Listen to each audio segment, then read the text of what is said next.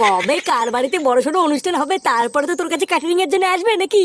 আর ধর মারা, এতদিন কি অপেক্ষা করে যায় নাকি? আমি কোথায় ভাবলাম ব্যবসা শুরু করার সাথে সাথে আমদানি শুরু হয়ে যাবে। তা না, এখন কবে কার বাড়িতে অনুষ্ঠান বাঁধবে সেই অপেক্ষায় বসে থাকতে হবে। বাল ছেড়ে ব্যবসা খুলেছি, আর কোনো ব্যবসা পেলাম না। কি বললি? শান্তির ছেলে বাল ছেড়ে ব্যবসা খুলেছিস মানে? চোদ্দা আমি 10,000 টাকা লাগিয়েছি এই ব্যবসায়, যদি কোনো চুদুর বুদুর দেখি না। এত খুঁতে যাচ্ছিস কেন? আমি তো মজা করছিলাম। মজা? আমার বাপের টাকা ছেড়ে টাকা নিয়ে মজা? হ্যাঁ রে, মনে হচ্ছে কাস্টমার আসছে। কই কই?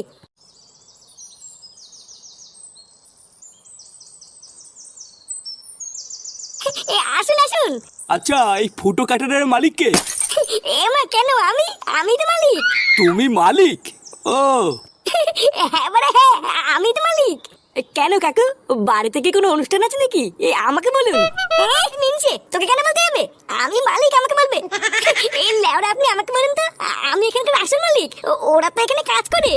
আসলে কালকে আমার মেয়ের বিয়ের অনুষ্ঠানের জন্য কিছু ক্যাটারার আর কিছু বাসন কাসনের দরকার। তা এখানে এসব পাওয়া যাবে তো নাকি? এ মাসে কি পাওয়া যাবে কিনা এটা আবার কেমন কথা?